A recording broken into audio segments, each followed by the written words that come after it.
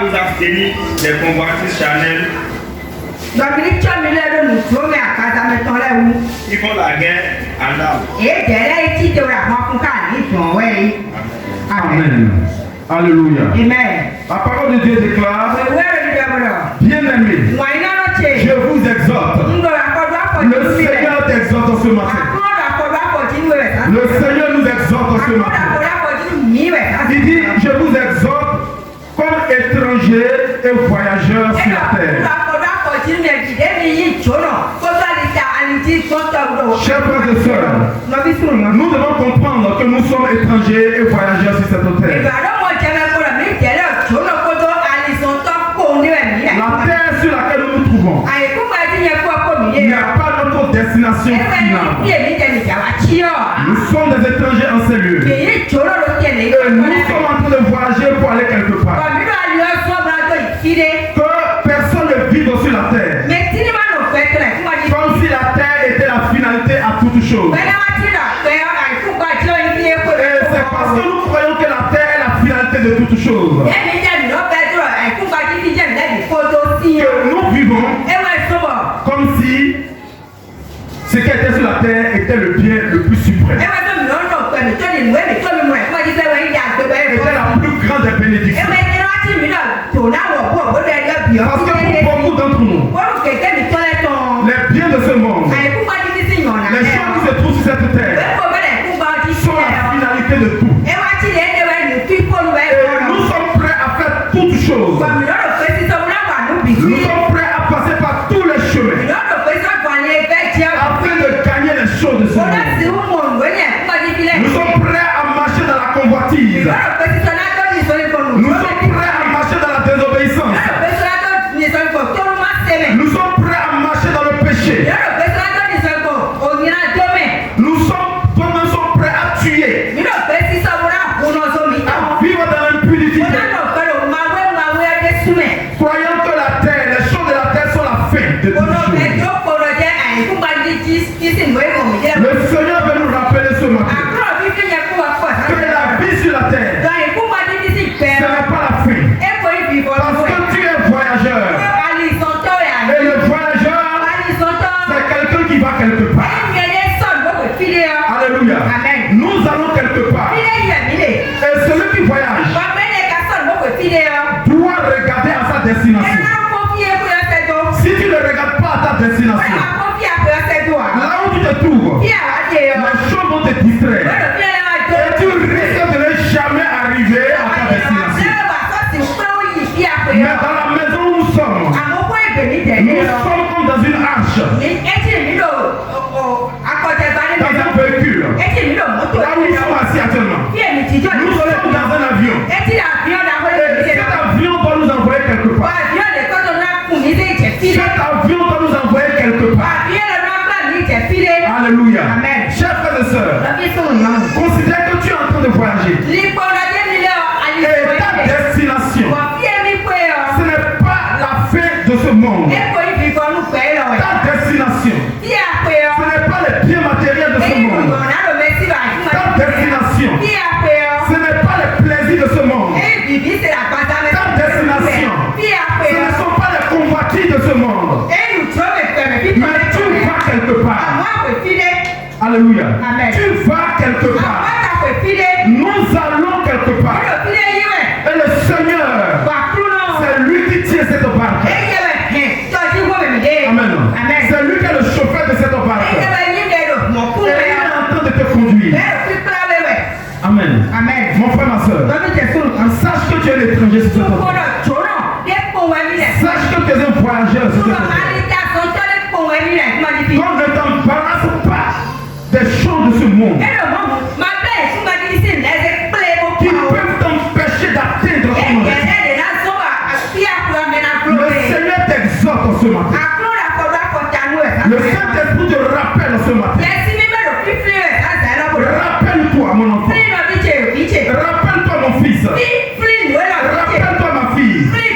Que tu vas quelque part. Alléluia. Sinon les choses de ce monde vont t'envahir pour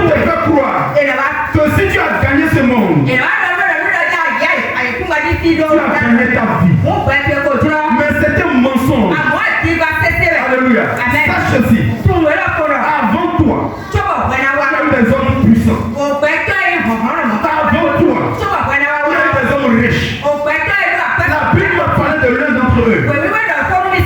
On appelle Salomon. Il était tellement prospère que sa prospérité a traversé les frontières. Mais aujourd'hui, où est cette prospérité? Où sont ces maisons que Salomon avait? Où sont les milliers de femmes que Salomon avait? Où sont les chars que Salomon avait? Où sont les chars que Salomon avait? Où se trouve la richesse de Salomon? Si Salomon ne s'était pas accroché à Dieu, aujourd'hui, son éternité est hypothéquée. Pourquoi Jésus nous l'a rappelé? Il dit mon enfant, les pieds de ce monde sont importants.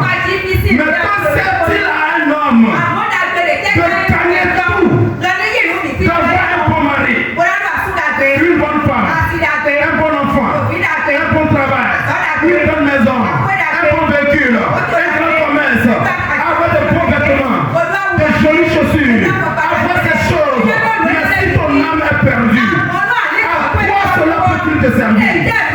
Parce que Ecclésiaste l'a dit, vanité de vanité, tout est vanité. Ce que nous prenons actuellement comme étant tellement utile, tellement important, que nous prenons, qui nous fatigue, parce que nous n'avons pas, nous reculons de la foi.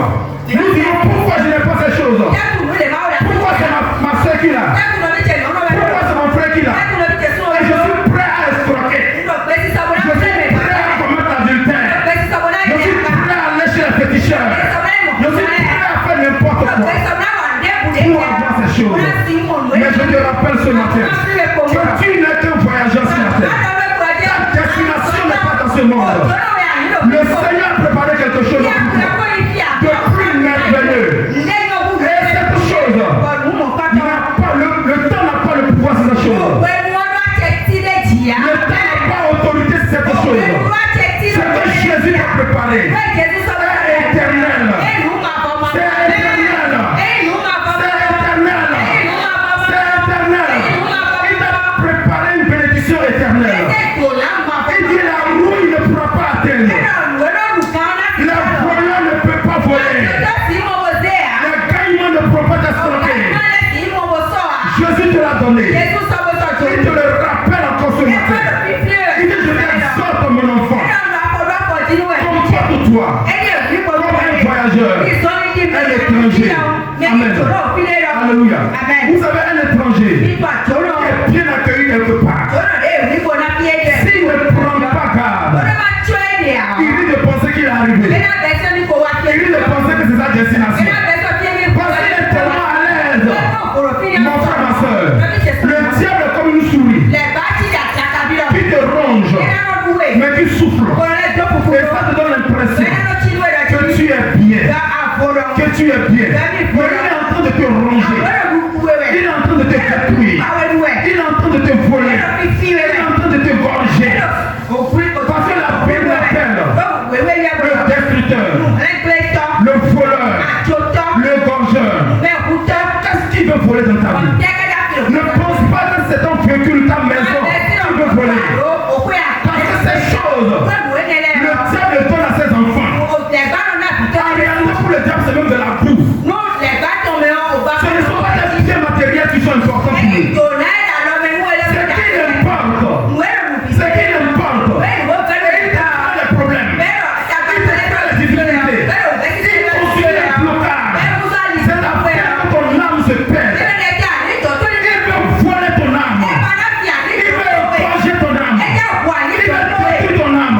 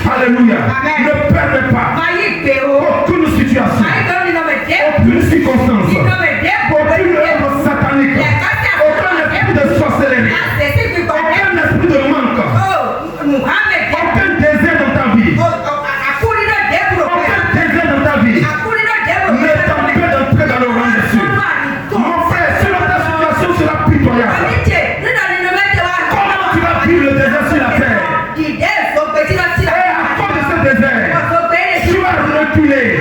Elle allait vivre dans la perdition éternelle. C'est une situation misérable. Même si tu vis le désert sur la terre, n'accepte pas de vivre le désert éternel. Car c'est pire que tous les déserts que tu as connus. C'est pire que la situation que tu vis dans ton foyer. C'est pire que la vie, les difficultés que te cause ton enfant. C'est pire que la haine des gens de ta famille. C'est une chose que tu n'as pas encore goûté. Et quand le Seigneur ne voudrait même pas que tu y goûtes. Parce que c'est terrible. Alléluia. Amen. Chers frères et sœurs, le Seigneur t'encourage ce matin. Lisez-moi Philippiens 3, verset 13 à 14. Philippiens 3, verset 13 à 14.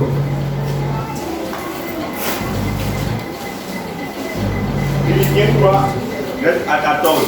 La parole de Dieu déclare: Frère, je ne pense pas l'avoir saisi. Mais je fais une chose, oubliant ce qui est en arrière et me portant vers ce qui est en avant. Je cours vers le but pour remporter le prix de la vocation céleste de Dieu.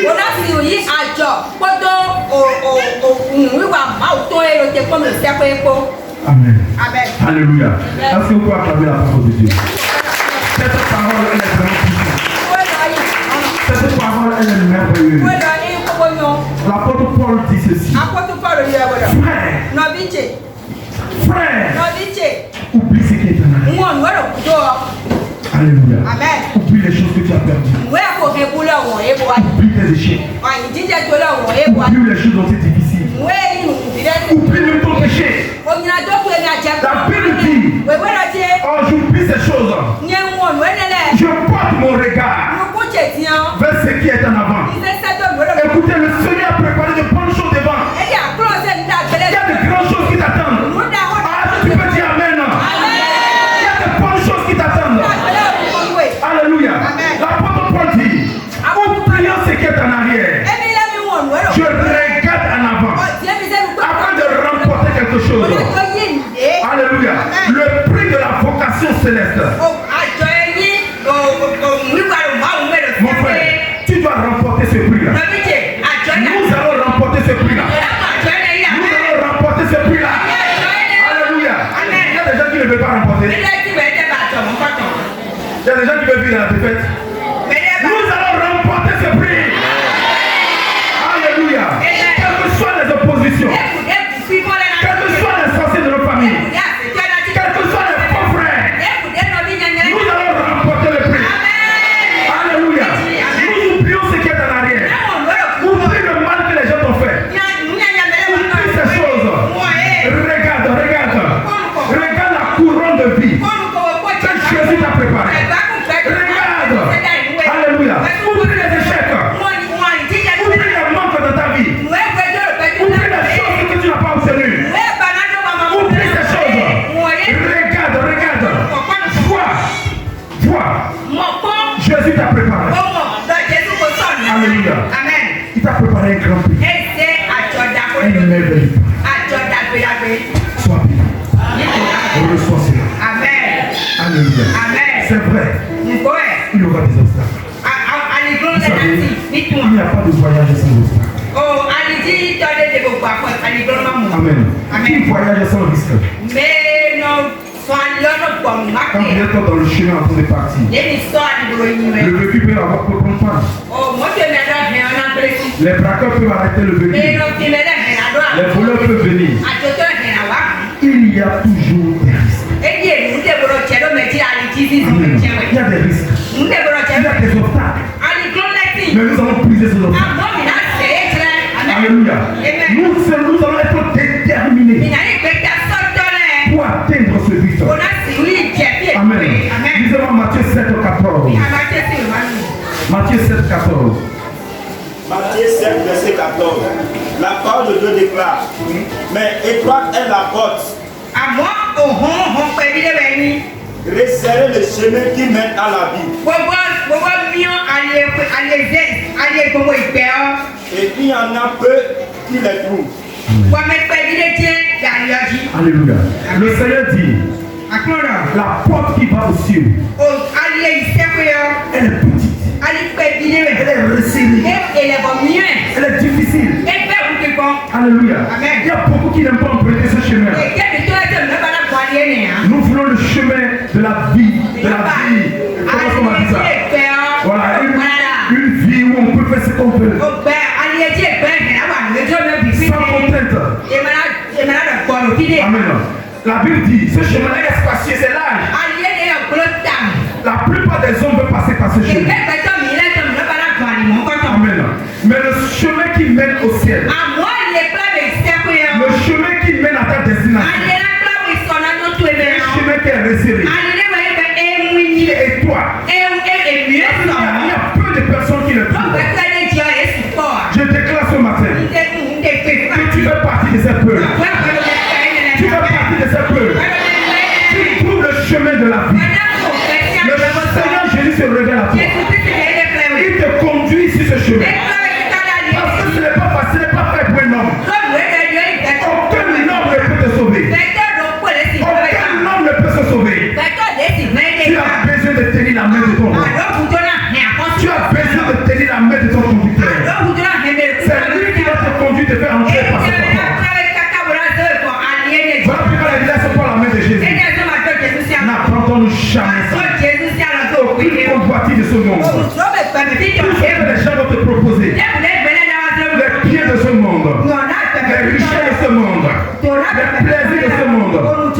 Mon frère, ma soeur, tiens la main de Jésus. Et entre dans ta vie. Dans la vie éternelle. Que ton Père t'a préparé. Nous allons nous diriger.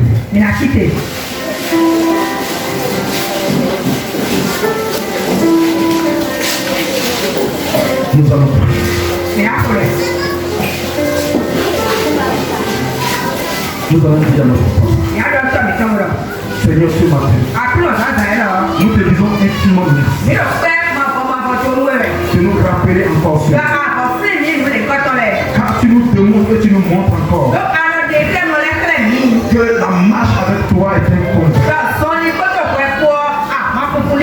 Nous ne sommes pas, Seigneur, des hommes de la terre, nous sommes étrangers. Merci de nous rappeler encore cela. Car les choses de ce monde tendent à nous faire oublier cela. Merci Jésus. Dis à ton Père, merci Seigneur. Merci de me rappeler encore. Merci de me rappeler, Père, que je ne suis qu'un voyageur. Je ne suis qu'un étranger. Sur cette terre. Merci mon Dieu. Merci de faire de moi, Seigneur, un voyageur dans ta barque. Merci d'être le conducteur de ma vie. De me conduire à la vie éternelle. Merci de m'arracher de ce monde. Merci de me prendre au milieu de ce monde. Fais de moi ton passager céleste. De me conduire, Seigneur, à ta destination céleste. Merci mon Dieu. Merci Jésus. Merci pour cette grâce. Merci pour cette bénédiction. Merci pour cette faveur. Merci pour cette élection. Merci éternel. Béni sois-tu. Au nom de Jésus. Nous allons encore prier. Et nous allons confier nos vies. Et la vie de nos frères. Entre les mains du Seigneur. Nous du Père. Que tout obstacle. L'ennemi envoie dans la vie de quelqu'un. Afin qu'il abandonne le chemin. Afin qu'il quitte la barque. Nous nous tenons dans ton sang. Et nous réprimandons maintenant tous ces esprits